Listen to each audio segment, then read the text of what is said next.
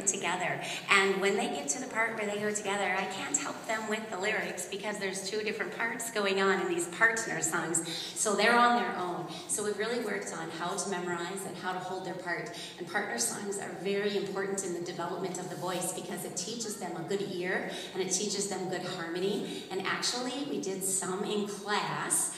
We weren't quite ready tonight, but where they were singing in 4 parts. Just these 9 kids, they were holding their parts for 4 parts. And we'll save that for later for performance. But the next piece that we have, they thought it would be really special if we could see gentle snow falling outside. When we started this piece, it was before we had any snow. But this is called Snow is Falling Still. Some of you will hear a very familiar tune in the middle of this piece. And it's a wonderful traditional piece. So listen for that and see if you hear it.